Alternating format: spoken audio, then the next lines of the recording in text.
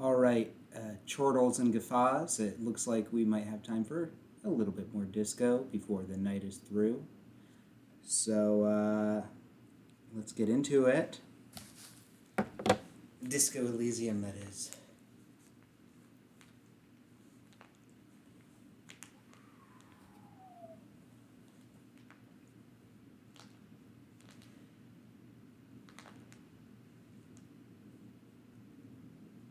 Let me tell you, I completely understand this game is not going to be everybody's cup of tea. This is exactly my cup of tea. This is exactly the type of thing that I enjoy. Extremely narrative driven games. A little bit surreal, but good writing. Oh my gosh, what is that sound? Gadzooks.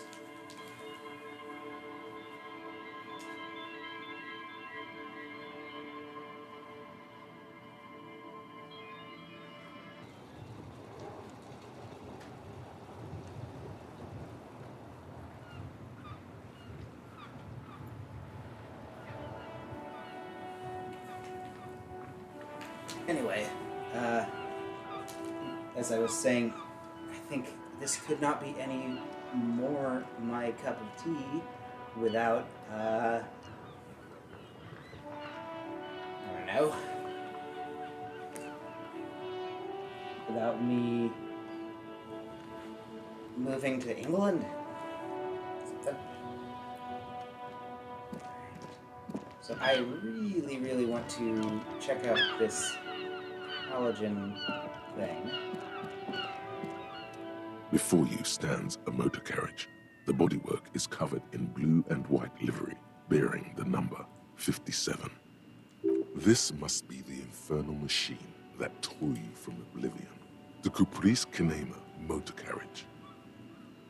In the cabin, you are welcomed by a set of steering levers, a radio microphone on a hook, a pull-out toolbox under the seat, and the soft glow of the fuel preheater gauge. A scent of leatherwork and heavy fuel oils washes over you.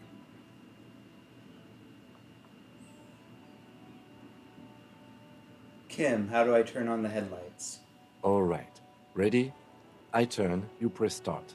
It's next to the preheater. The dashboard lights up with orange glow. The raspberry page jumps, and the engine of the Coupris Kineema comes to life with a whiny growl. Like a leopard waking from its sleep, yawning and roaring at the same time. The lights unfold with a little click, casting electrical light onto the ground before the vehicle. There you go.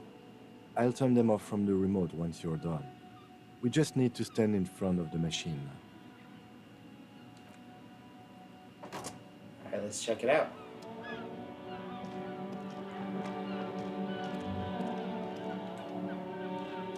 As you hold your ledger's clip under the headlamp, an iridescent hologram appears. A street grid and the veins of a great river. A familiar sensation washes over you. There she is. Revachol West. There's a note of pride in the lieutenant's voice. Around the borders of the watermark are dozens, no, hundreds of micro-perforations. Let's look at the street grid. The rectangular watermark is overlaid with the logo of the RCM, and yet the major arteries of Revachol are all recognizable. They shimmer in the Kineema's headlights. Wait. A rat brazenly darts past you and disappears amongst the stopped lorries. In the distance, a child somewhere shrieks. A woman reprimands her in a voice no quieter than the child's cry. Ah, Martinez. Where are we on this? Let me see. Right here. His finger near the top of the map on a segment of coast jutting out into the great ocean. Seems nice. No, it does not. There are many of them. and they are divided into 3 separate rows. Looking at the perforations. The first row has 18 dots. What about the next one? The next is the longest. It runs all the way around the border, and then some. You count 216 perforations. Considering that nice, large number, a wave of pride washes over you, though you can't say why, precisely. What about the last row? The last row has 3 perforations. 3, that's it. That's it. Hey, Kim, what do all these holes mean? Those are perforations. They represent your record as an officer of the RCM. They are your statistics, as it were. I should have guessed you'd keep a record. Officers often do. Let's take a look. Alpha male officers who are proud of their numbers often do. It's meant. The first row represents your years of service. 18 years. Okay, not bad at all. What did you do before you volunteered?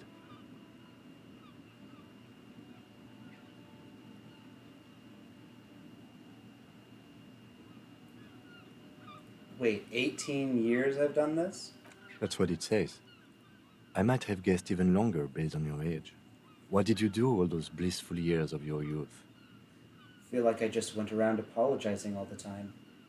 Maybe you were a diplomat, or in PR. Doesn't matter, I suppose. Let's move on, shall we? This next row, the one that wraps all the way around, is your number of closed cases. Closed is good. It means finished. You've got, let's see. Wow, more than 200. 216 to be exact. It's quite a lot, even for someone who's been on the force for nearly 2 decades. Usually, clearing more than 10 cases a year puts you in the 90th percentile of all RCM officers. I used to be good. That's some solace, I guess. What's the last number? Right. Those are your confirmed kills. You've got precisely 3 perforations there. That's not too many. For an RCM officer, especially Precinct 41, which is in the Jamrock quarter, it's rather tame. I mean that in a good way. There are certain officers who treat their kills like some kind of ghoulish game. If they do happen to solve a case, it's usually by accident. It's obvious the lieutenant doesn't think very highly of those officers. But it seems as though you are, or at least were, one of the good ones. So we have that to be thankful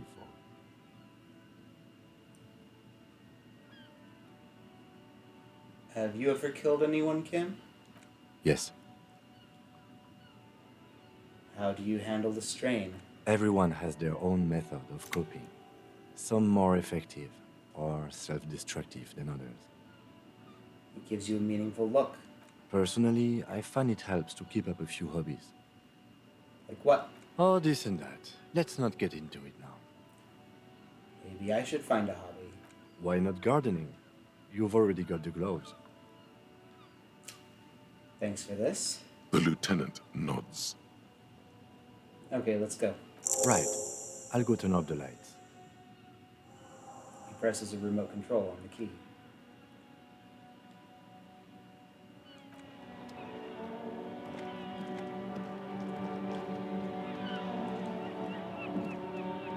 Inside, you see a set of steering levers, a radio microphone, a pull-out toolbox, and the soft glow of the fuel preheater gauge. I pick up the radio. The frequency tableau lights up, and the green button labeled Prime Line glows like a feline eye. And then you hear something. The soft purr of electrical kittens, radio waves cast far and wide over the metropolis. A woman's voice greets you through the static. This is Precinct 57. Hello, Lieutenant. How may I assist you? Hello, Alice. Please assist our colleague from the 41st Precinct here. I'm putting him on. Operating the radio is easy. Just be confident. You've probably done it 1,000 times.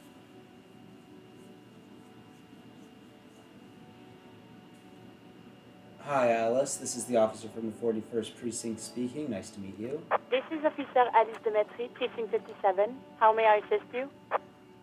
Under the green prime line, a yellow saved button catches your eye.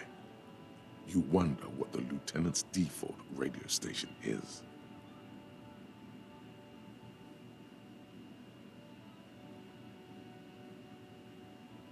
Can you run a serial number from a pair of armored boots for me? Sure, officer. What's the number? And the make of the armor, if you know it. E50 100 1000, the make and model. The armor is Fairweather T500 VE. Got it. I'll contact the ICP database immediately. Call back tomorrow. Hopefully they'll have dug up something useful by then. The International Collaboration Police, ICP, is an inter-Isolering law enforcement service, the crown jewel in the moral intern diadem, alongside EPIS and the coalition government. I need to call back tomorrow. Could you connect me to the 41st Precinct? I have something I need to report. Now, let me ask her first. I need you to connect me to a civilian, a Sylvie. She may have reported a murder. Of course. What is her number, officer? Kim, didn't Gart give you Sylvie's number? Yes, hold on. Her number is 005 1944 298. Received. Hold on, officer.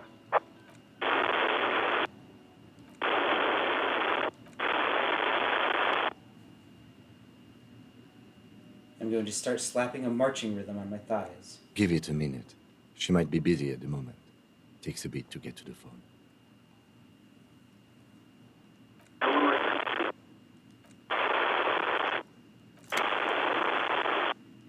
Officer, I have Sylvie Malaika on the line for you. Yes, hello? A female voice greets you through static. It sounds like she's a million miles away from here. Hello, this is the police calling. I have some questions for you about your last days at work. Oh, right. Hello, Right. officer. What can I do for you? She recognizes your voice almost immediately.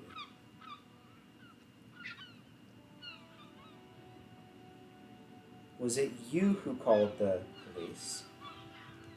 No, not me. Do you know who made that call? No, sorry. I don't. Not a lot of people have phones around here. Copper thieves take the wires. People don't have the money to have the cables put in again. They use the union's phone, or the one on the coast. So the Union has a phone, and there's one further down the coast. Got it. It was someone else.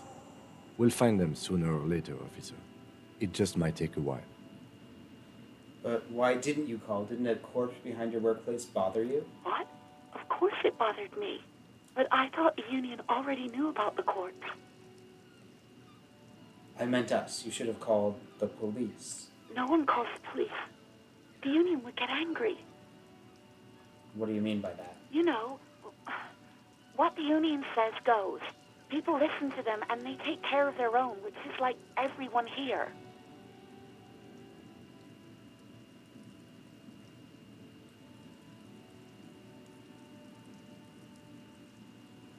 It looks like there's a limit to my authority then. Mm-hmm.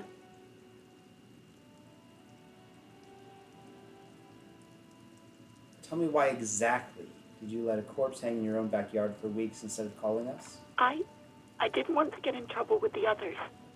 Push her further. Show her the error of her ways.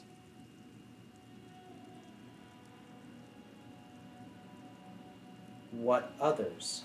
The other people who live around here. Local people. I didn't want trouble. What trouble?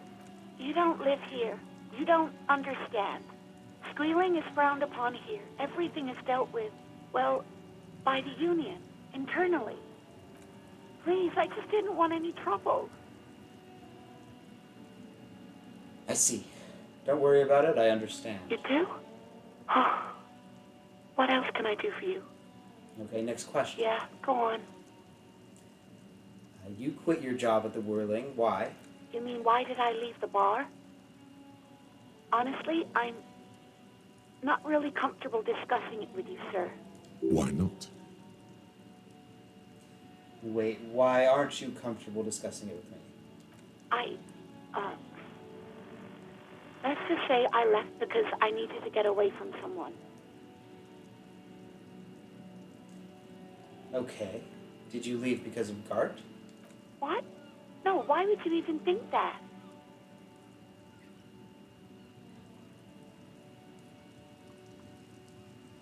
He told me he asked you out. Are you saying it didn't happen? Please, don't bring Gart into this. It's none of your business. God, why can't you just mind your own business? She mutters. I already said I don't want to talk about this. You're messing everything up again.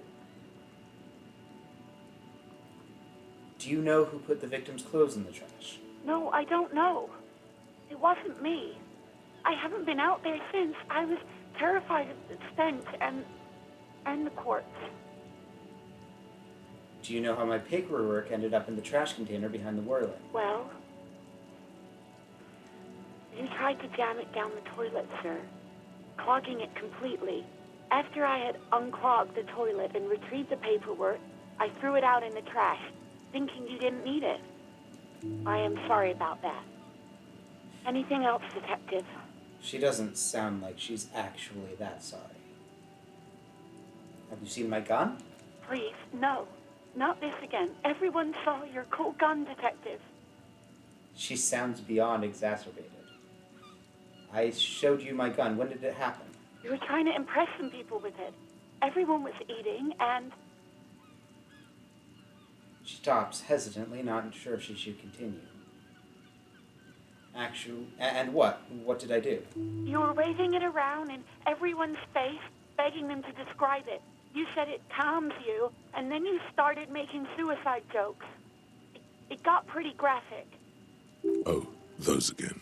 I have been trying to wean you off them. Off of what? You know, when you put your gun, your actual gun, on your temple and pretend to shoot your brains out, off of that, people don't like that. I remember this. You were screaming things like, "My brains are all over the wall, painting them red. I won't be seeing it, 'cause these are my brains. I can't see without my brains."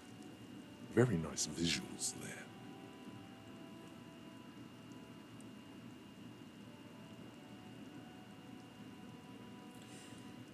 Yes, but what happened to my gun? No idea. All I know is next you were waving around money instead, saying things like, "Big bucks cannot lie," and "Guns can't buy money, but money can always buy guns." It almost looked like you pawned it. But believe me, I did not ask. Think I got everything I need, thank you. I do hope so. Please, don't call me again. Bye. I'm gonna try this empathy test. Yes, you have obviously done something to upset her at the Whirling in Rags, when she was still working there. Wait, before you go, you're mad at me, right? Tell me, what did I do? I can't remember anything. I'm not mad. It's just you were so drunk and so emotional all the time, and then the skua thing happened. Just made me want to quit. What skua thing? The stuffed bird, the great skua. You threw it against the wall while screaming, "Fuck that bird," and laughing like a maniac. I think you said it had been giving you shit ever since you got there. Sounds like me, all right. This doesn't sound anything like me. I love birds. Bitch bird got what it was coming to her. But why do I always end up screwing everything up? I'm gonna go with sounds like me, all right. Didn't seem like you had fun doing it, though. So you're telling me that I was the one who made you want to quit? Yes, obviously. You were the worst client I've ever seen. And I have seen so many assholes in this place. I've had sailors fighting, Union guys grabbing my ass, kids stealing booze. Once a guy was glued to the karaoke machine every night for 2 months. But you, Go on. I want to know what I did. well, you were worse than all of them. Honestly, you were getting borderline aggressive. Even about little things like not turning down the volume at 3 a.m. I even liked one of those songs you kept listening to on repeat. No more. I hate it now. Hold on, which song? We Go On by the O.O. I can't listen to it anymore. You've turned it into a parody. Sorry. Sorry about the song. To hell with that song. Then there was your room. Your project. An experiment to see how bad it can get in there. I tried to send the cleaner, but you wouldn't let me. Threatened to make me understand. I had no idea what you meant, and I don't want to know. And then you screamed something about how you're a piece of shit human being, and why does anyone even let you work as a policeman? That you'd fire yourself, but you can't even do that. Sounds intense. And then I had to deal with your toilet, the one you clogged with police documents, causing water damage downstairs in the kitchen. I won't even mention you waving your gun around, harassing customers, threatening to sing karaoke, threatening to kill yourself. Okay, I get it. I wasn't a very good tenant. No, you really weren't. You were simply the worst.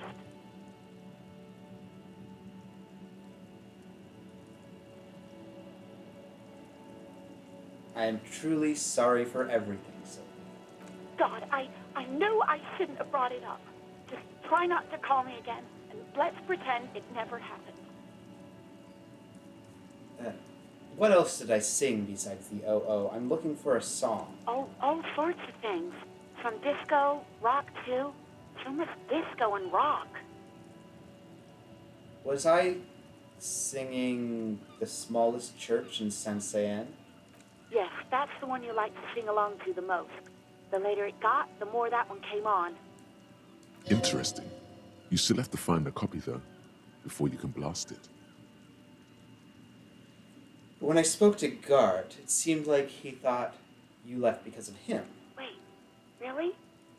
No, this is absolutely not true. I like Gart. I really do. Didn't he cross a line when he asked you out? No, I was actually flattered. I've always liked him. It was just bad timing, with the corpse and all that. There's a pause. You can almost see her on the other side. The telephone cord coiled around her index. I didn't know what to say to him later. Then you came and destroyed the place. So I left without explaining. I should have told him, maybe. I can tell him? Okay, but please don't mess it up. Please don't take out your gun or something. Right. Thank you for talking with me. Take care. You hear a sigh of relief on the other end of the radio. Wordless, the call breaks. Then the already familiar voice. Anything else I can help you with, officer?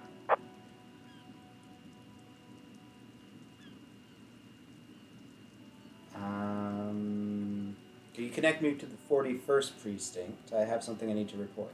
Just a second, officer. She puts you on hold, the static crackling softly like a bonfire. After a while, you hear an old man greet you from the radio. His rattly voice is oddly familiar. 10-2, 10-5. This is 41st. Come in. Over. The man uses relay code. You've got this. You're a cop, and cops know relay code. 10-4, Station 41, I've got urgent business, over. 10-4. 10-5. What's your status? Over. Just reporting in, over. 10-18. State your message, sir.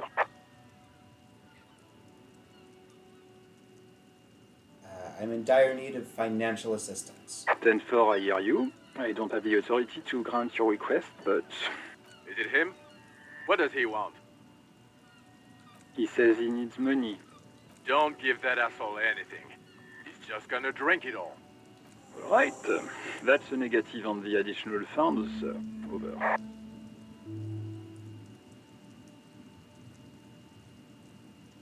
It is paramount to the investigation that you grant me more money. He says it's important to the case.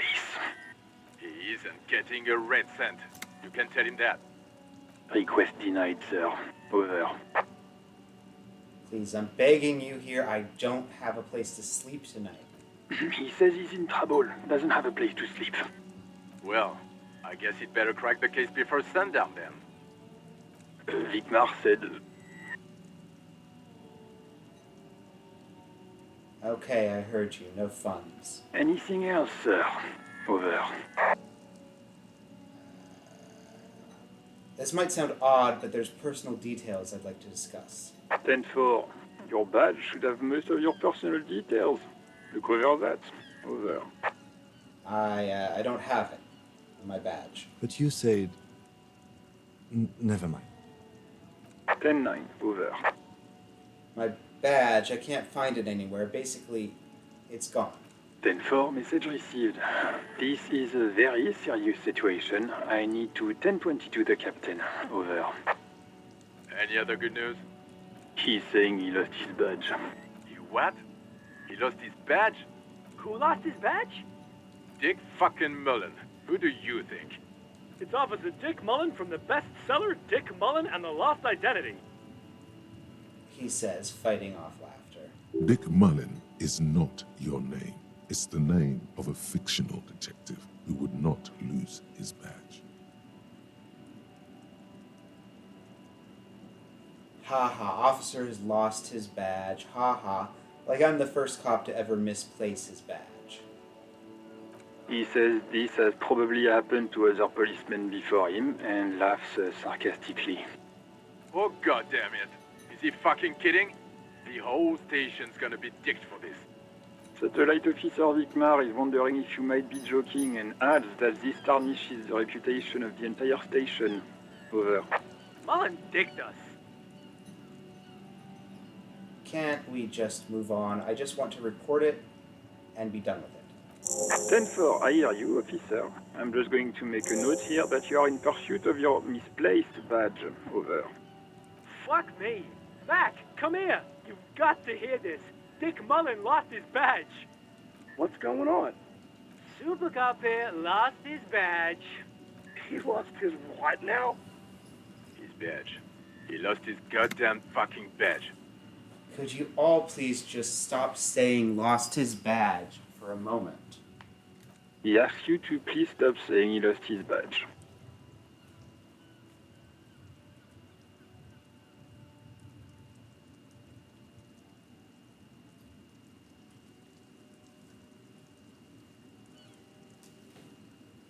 Why? Did he find it? The room at the other end of the line erupts in volcanic laughter.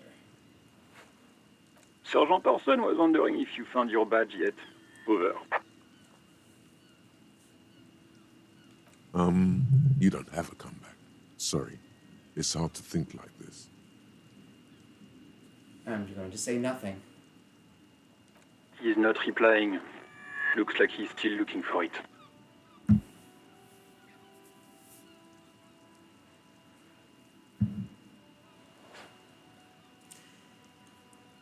Enough with this now. I have other things to discuss. 10-9, come again. I didn't get that. Over. The animated conversation in the back is making it difficult for him to hear you. New heights even for Captain Sober. Ask him. Ask him if he's lost his gun, too. Sergeant Orson wants to know if you lost your gun too. Over. Oh, fuck. I'm going to attempt to convince him I did not lose my gun. Lying over the phone, it's easy. Just say it like it's the truth, and then it becomes it. No, of course I didn't lose my gun. He says he didn't. Thank God for that. That would have been a nightmare. I don't even want to imagine the poor prick who has to relay that kind of news to the captain. Losing his badge is bad enough. Tell him to find it, and fast. We can't have some gangbanger running around with it. We're all glad to hear you've not lost your gun, officer. You need further assistance? Over. 10-10, over. Roger that. 10-10. Over and out. Gonna pick up the radio again. This is Precinct 57. How may I assist you? I'm gonna press that saved button. As always, it's DJ Mesh and Felicio, and you're listening to Freaks FM, bringing you the hottest, the nastiest, the most vulgar. A flock of seagulls takes off nearby, startled by the roaring radio. Right away, the lieutenant reaches into the cabin and turns off the radio. He's not looking at you as he says, Someone must have been messing with the radio, or maybe picked up a random frequency. You wanted a prime line, right? Speed Freaks FM, huh? Oh, is that what it was called? He's trying hard to act surprised. Go for it. Turn the radio back on while it's still on the Speed Freaks FM.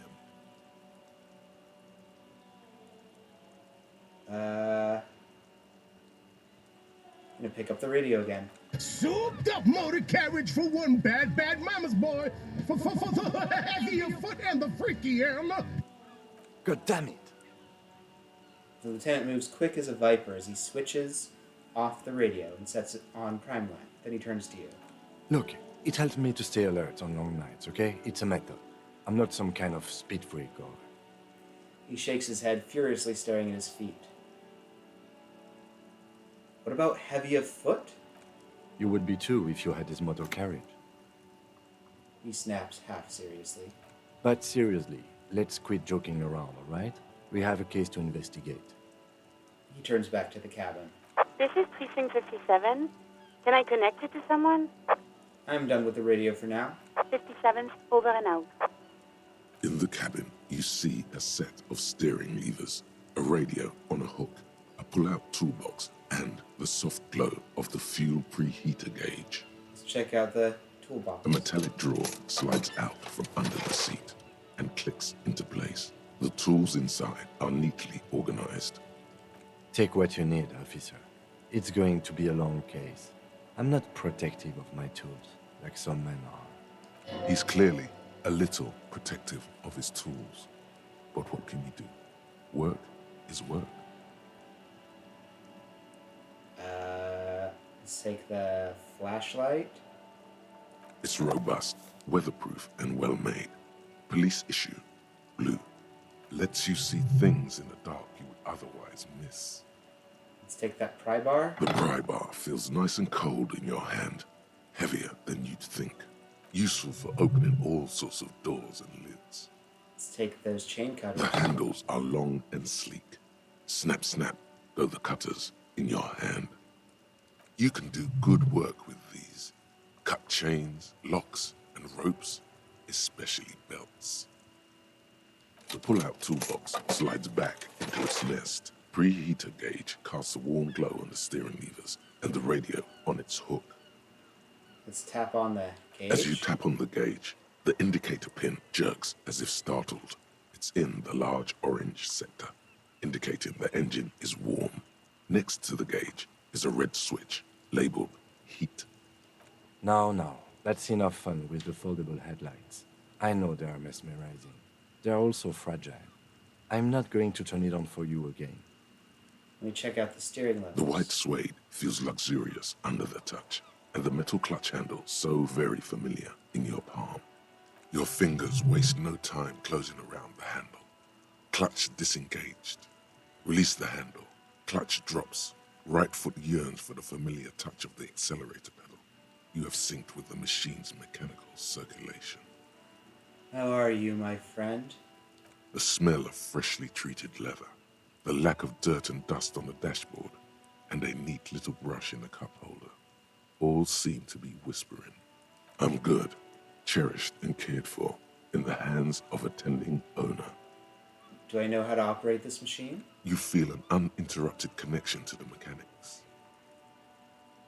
Wait, does it mean I know how to pilot it? After a while, you realize silence is your only answer. Do what you will with it. Of course it's only in your head. Of course it is. but it almost feels as if the clutch handle is gently squeezing back. Where have you been? At the bottom of the sea. So strange. The machine is not on the bottom of the sea at all. It's right in front of you, well kept. Why did it say that? The handle is pulled back. Somewhere deep inside the drivetrain, the disc is mated to the flywheel again. In the cabin, you see a set of steering levers, a radio on a hook, a pull-out toolbox, and the soft glow of the fuel preheater gauge.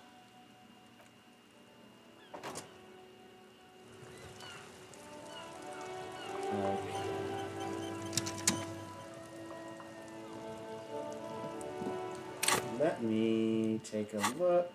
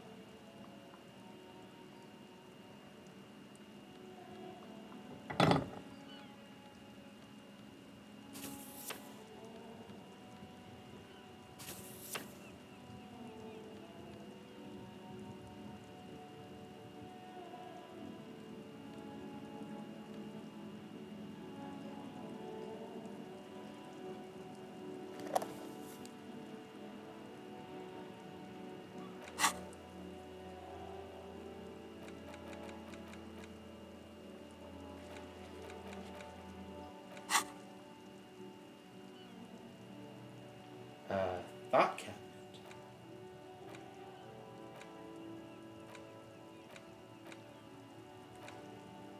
How do I internalize a thought, and what does that mean?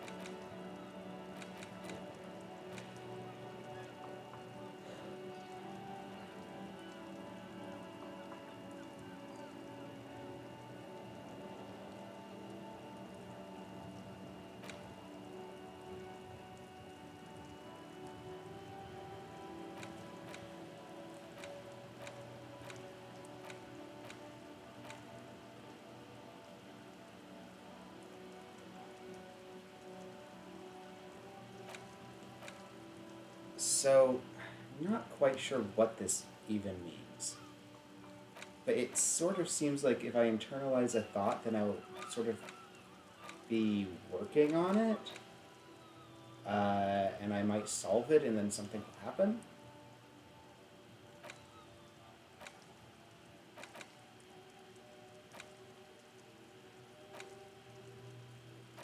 And I get a bonus while I'm working on it, but the bonus is, in many cases, bad. At least for the bow collector and the white morning. But let's work on this. Let's work on Lonesome Long Way Home. Let's rewind. Let's trace your drunken steps back home. Jump across the raised channel bridge southwest of here. Fall over, get up.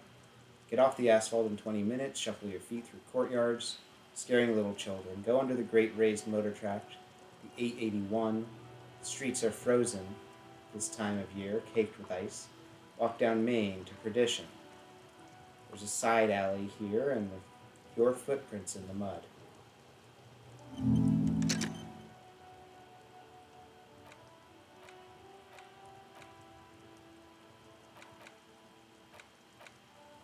And let's work on these other ones. Bow collector. Sparks fall like snow from the bow collector of streetcar number 42. Slowly down the slope from Voyager Road and then east on the B206 across the river to where there are no closed factories or ruins, to study, the academy. Electrical cables run overhead and the bow collector draws across them like a musical instrument. A flash, she's standing at the rear window, holding onto the rail, in a spring coat waving at you.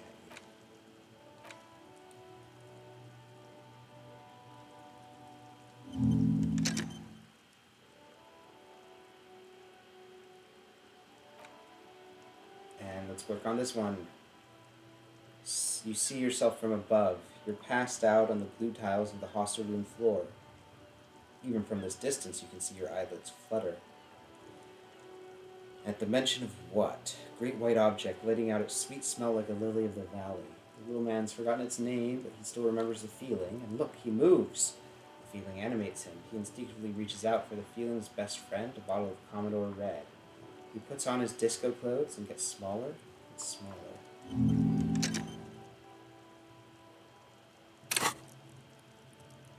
And I have a skill point to spend.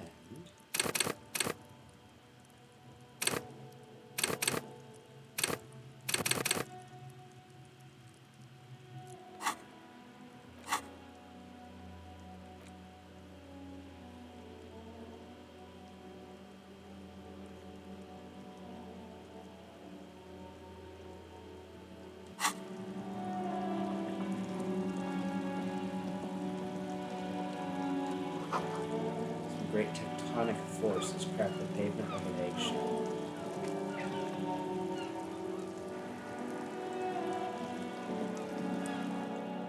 The worn and beaten wooden planks of the bench do not look overly comforting. We can sit on benches after we've solved the murder. Let's go.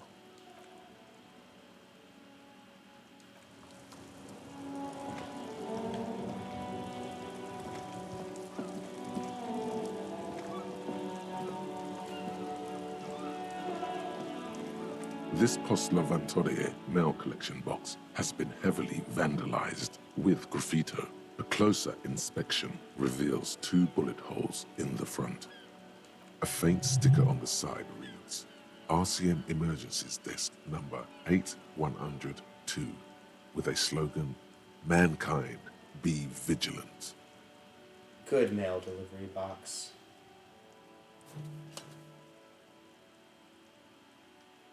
The box seems happy. Eat shit pig, fucked by the coon, and St. G with a crown have been scribbled on it. Jenny is a whore, and best set mailbox also. Been there, Post L'Aventure mail collection box. Been there. The mail collection box seems cathartic, thankful even. So do you. You shudder. Then you swallow.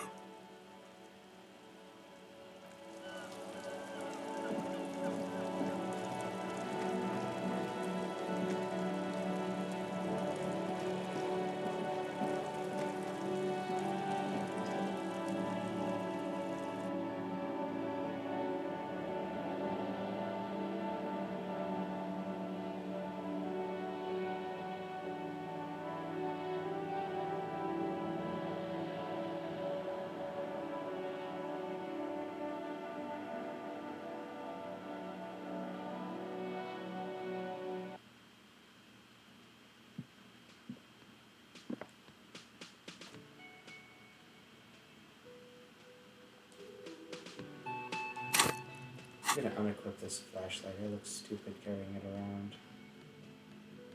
I don't think it gives me any bonuses. It says equip this to discover secret orbs in shady areas.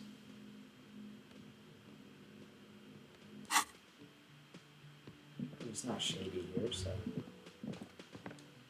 The theme on that pinball machine is a standard royalist theme, used on everything from pinball cabinets to full-flavor cigarettes. What are its hallmarks? Clinging to a picture book version of the past century, waiting for the king to come back and cast out all the profiteers and homosexuals. Basically, imagine a yellow plastic crown with a liquor brand emblazoned on it.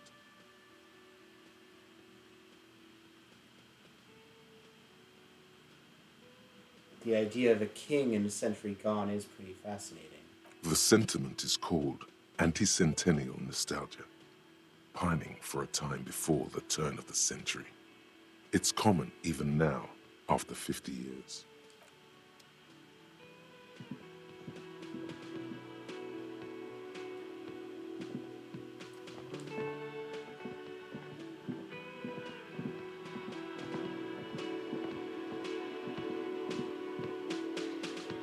It's all about money, you know.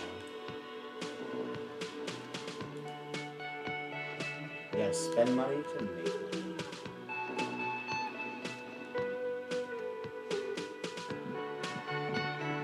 Let's talk to God.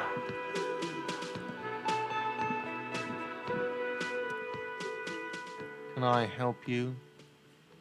Here's your key. Thanks. I hope you found what you were looking for. Just trash. As it should be. Anyway, thank you for returning my key. I talked to Sylvie. She left because of me, not you. Wait, what? But what about the bird? Bird. Yes, the bird. I found it lying on the floor with a broken wing the morning she left. She didn't break it. I did. I threw it against the wall. You broke the skewer! His face is flushed with emotions. A rash covers his neck. I assure you it was him. Why on earth did you have to break the skewer?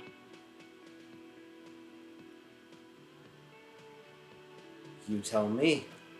I can't believe it. I was so sure it was Sylvie. Even worse, I thought she was trying to send me a message.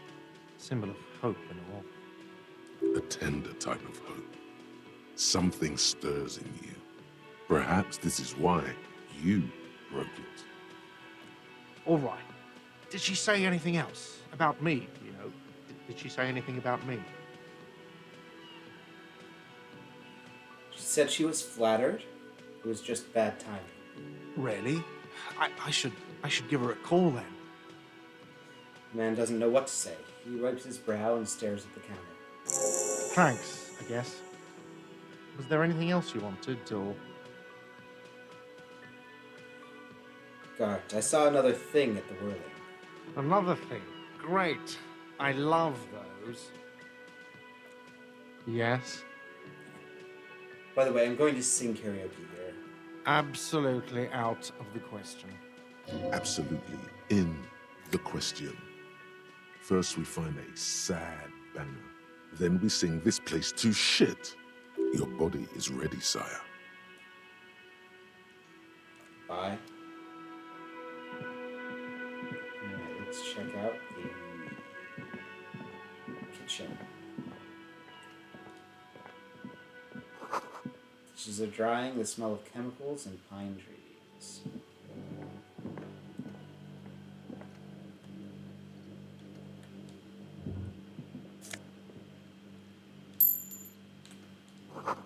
An aroma of spices, alcohol, and tomato hangs in the air. A thin man is smoking below an exhaust hood, occasionally sipping from his mug. This must be the Whirling's cook. As you step in, he nods toward the table and says something in a completely foreign language. The only words you can make out are Garancy and Quebec. Okay, it's definitely not his name. Whatever you do, please don't call him Garancy Quebec. Please, it's not funny. Ah, Garancy, I have some questions to ask. Mr. Kubek, I'm here on official police business. It is funny. Come on. I'm gonna go with Mr. Kubek. The man puts his cup down and replies something, his left hand drawing arcs in the air. You've got some impressive pots there. He smiles and bangs his ladle against each of his pots in turn. It's almost like music, especially with the sounds of assorted dishes boiling and simmering on the stove. I don't think I need anything else. Stay masculine.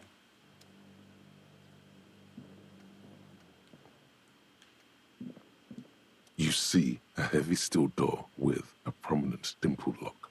It's painted blue. Wonder where this door leads. You do? It's a door in the back of the kitchen. Why do you care where it leads? The winch. Outside. In the backyard. Remember? No? Your fingers do. There was a winch outside, a roof, like that of a small elevator. Well, if there was a winch, I suppose we could look into it. As a side investigation. It's hardly a side investigation. You already have a name for it. No, the door is a mega investigation. I'm calling it Behind the Blue Door. It's hardly worth a title. Anyway, Gart is the person to ask about this. The cafeteria manager. Going to touch it. The cobalt blue surface feels rough to touch. The stainless steel door is flush with its frame on every side. Old cobalt paint, rough on the fingers. 40, 50 years since this was painted, maybe. It leads to a side building, adjacent to this one. The old building next to this, half ruined. Whatever is behind it must be older. And try to push it. The door does not budge.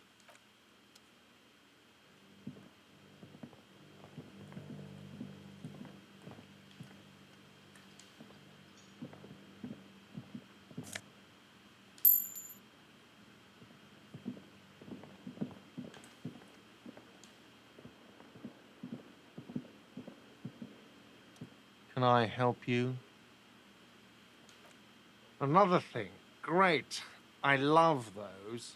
There's a mysterious blue steel door. Oh, yes, that door, sure. There's nothing mysterious about it. It's just a door. Do you know what's behind it? Do you have... No, I don't have a key. I don't know how to get there.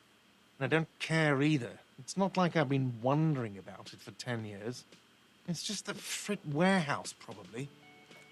Or some boring storage space with a bunch of old junk and dust. Junk and dust. He runs his finger across the counter to check the dirt. He's attempting to maintain an air of indifference. It's absolutely not convincing. You think you'd like to know what's back there? Fine, okay, a little. But my job doesn't leave me time for wondering about one locked door in one of the cafeterias I manage.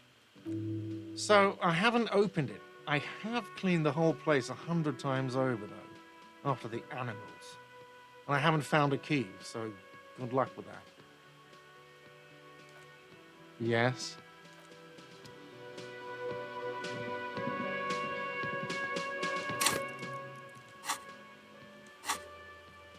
Let's see what other tasks I've got.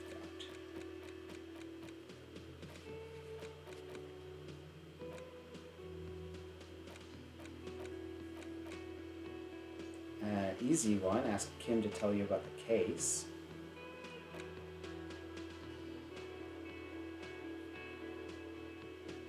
Apparently I haven't asked Gart if he knows anything about how the victim's clothes got in the trash.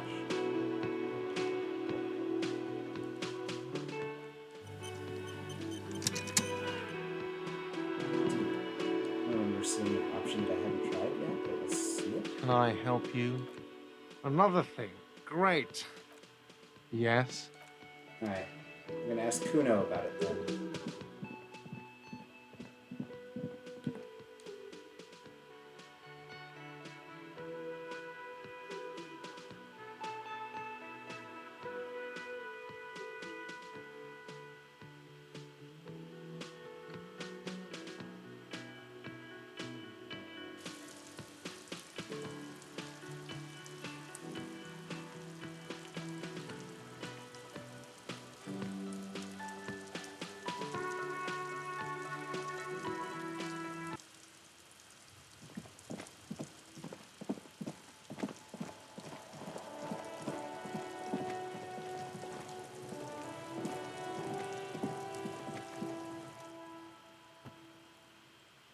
Does Kuno care?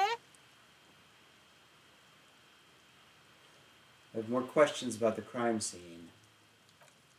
Yeah, The kingdom of Kuno? The fuck do you want with it? Dead man's clothes were in the trash. How'd they get there? Yeah, Kuno doesn't know shit about that. That shit is beneath Kuno. I need to know. Could be a lead in the investigation. Someone may have tampered with the murder scene. Listen. Kuno doesn't care about this small-time shit. Just listen. Kuno saw what you did there, dumpster diving. Sad shit. Kuno could hook you up with some sweet rags. Shit like Kuno's wearing. Your size, good price. 500 real. You'd have to be blind not to notice the giant white letters FALN running down his trouser leg.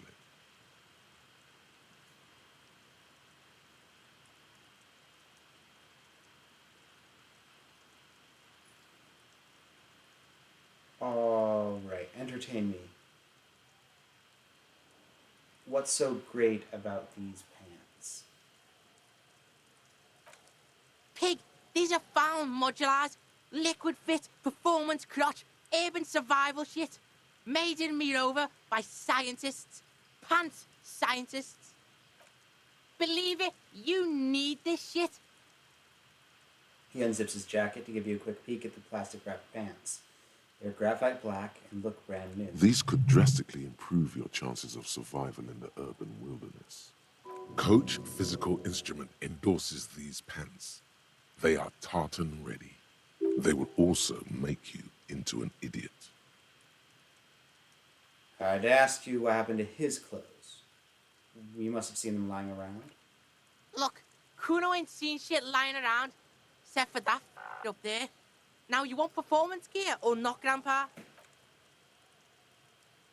The lieutenant remains silent, but his expression couldn't say, "I told you so," any louder.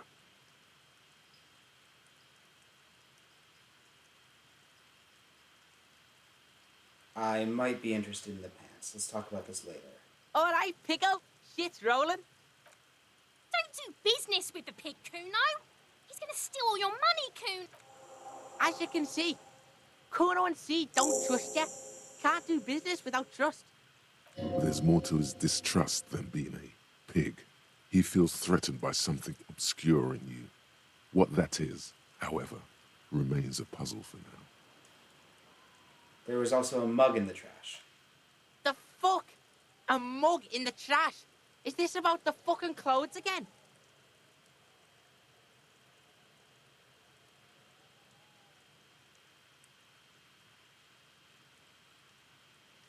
Yes. Does this racist mug have anything to do with it? Yeah, Kuno sees where this is going. Kuno's got that fast brain. You saying you pigs are after the mug fucker, 'cause he's the clothes fucker? I can't hear you, Kuno. Speak louder, Kuno. It's exactly what I'm saying, Kuno. Someone has tampered with the crime scene, cleaned up some of it.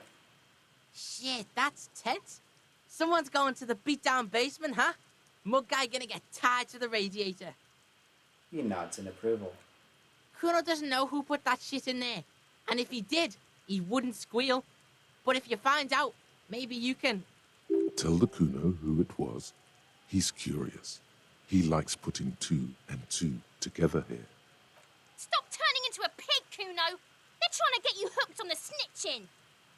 Get away from my Kuno. Yeah, get your bacon shit away. Kuno doesn't like to be seen with the popo.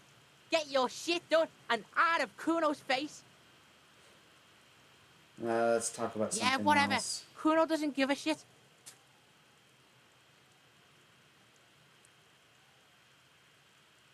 Talk to the gardener. She said not to listen to you. Pig, do you have any idea how fucking stupid that sounds? Kuno's cruising his bitch on the town, and the bitch comes back griefing to the Kuno. What is up with that?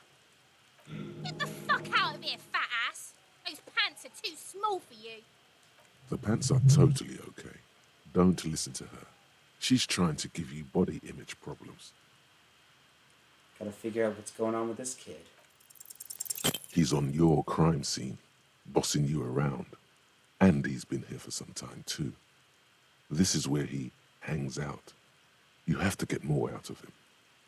he could be useful.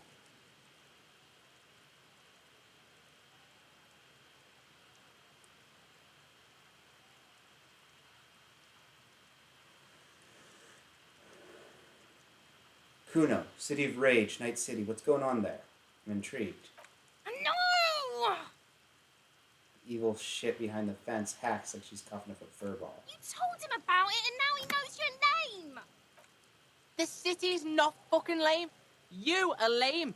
Kuno's tired of defending Rage City from... Just fuck off, alright? And fuck you too, putting Kuno on the spot like that. Kuno doesn't need to fucking explain his shit. Kuno's king. He rules here. Fuck did you want? Explain himself? As if explaining some kind of work? Some kind of avant-garde work way ahead of its time? I'm intrigued. You must get to the bottom of this one of these days. Sadly, it's unlikely to happen today. Okay, I'm off. Kuno doesn't fucking care.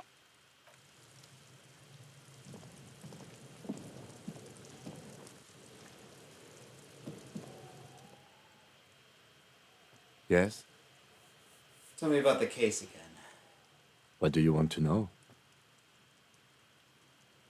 Now that we've inspected the scene, I want to know more about this pissing competition you mentioned.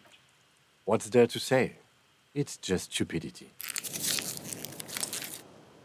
Ah, fuck. I accidentally pushed a button. What kind of stupidity? The cop kind. Our precincts can't decide if Martinez is part of Jamrock or the Industrial Harbor. Yours or mine, as if we somehow own parts of the city. Typical street gang mentality. So we've let the Union make a mockery of law enforcement here. And now it's come to its natural conclusion. So this is a struggle over who runs Martinez? Well, sort of. It's less a matter of who gets to police Martinez than who has to. It's an orphan district, in other words. I think the dispatch desk just told both our stations about the hanging. There was quite the brouhaha at the 57th, I can tell you that. Time to settle it, they said. Cop off. But I assure you, I am not their finest or toughest with 102 cases solved. What I am is least interested in a pissing competition. So he volunteered to represent the 57th, but not out of competitiveness. On the contrary, somewhere in your mind hangs a dark green blackboard. There are two columns. One says, cases solved. The other, confirmed kills.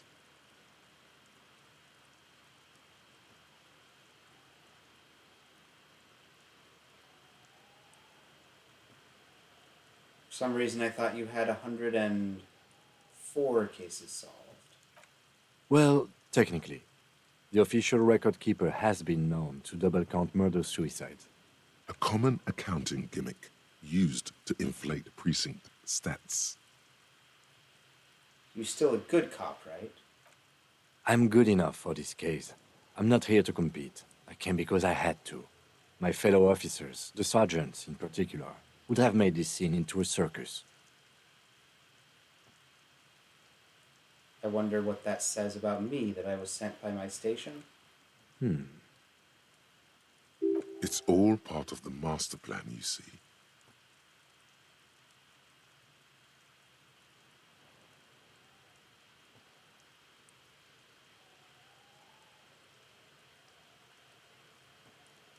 I'm a highly experimental cop, but if I'm right, this is outre even by my standards. Really? I arrive at the scene 3 days early, drink myself to oblivion, fully re-immerse myself in this reality, and then work the case from an angle so crescent fresh it produces never-before-seen results. Not only for criminology, but for the human mind. It can't be that. Part of him sort of wants to believe what you just said. I am a notoriously difficult to work with wunderkind with extremely unorthodox methods. Wouldn't that be something? And who could say it's not true? If you really don't remember anything, how would you know? We should move. I'm going to close my eyes. The rows are endless. For Precinct 41. Jean Vicmer, Judith Minot, a special consultant. What was his name? Then the rose degrade into green nothingness. What's special about Martinez? Martinez? Nothing. It's just a puddle at the end of some drain pipe. No one cares about this place. They care about sports. Most of our colleagues don't even know how to get here. North of the interchange doesn't exist. So you volunteered to spoil it? Yes. I'm an unrepentant spoil sport. Close my eyes again. The rows are endless. The lieutenant is thinking to himself. His eyebrows are slightly raised. Okay, enough of the competition then. Tell me something else. Yes, it's a wholly pointless matter. Forget I ever mentioned it. Why did the 41st send me? Because you're the best qualified. No, that doesn't seem right. No, that makes sense. I'm exceedingly qualified. If you're so well qualified, why can't you remember why you were sent? Anyway, don't keep the lieutenant waiting. I think you should know that I can't remember anything. No response. He just arches his brow. He's having trouble processing it, believing it even. I feel like I must repeat this. I don't remember anything. There was heavy drinking involved. Have you tried concentrating on something other than your personal affairs? There is a sudden, harsh edge to his voice, like he's tired of hearing about your personal affairs.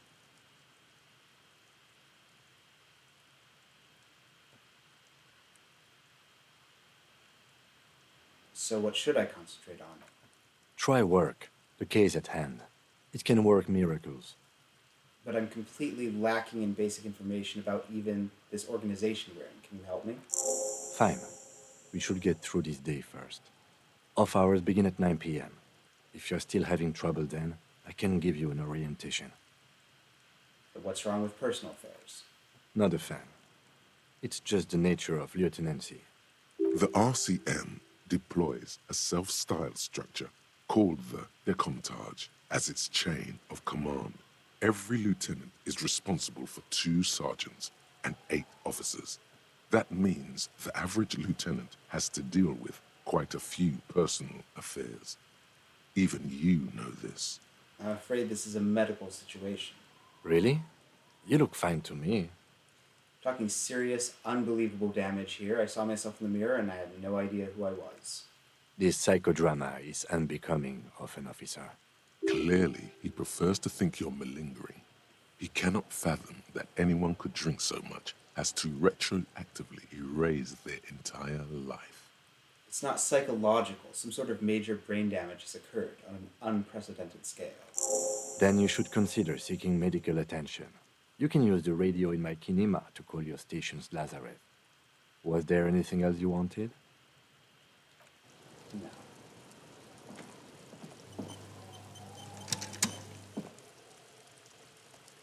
Okay.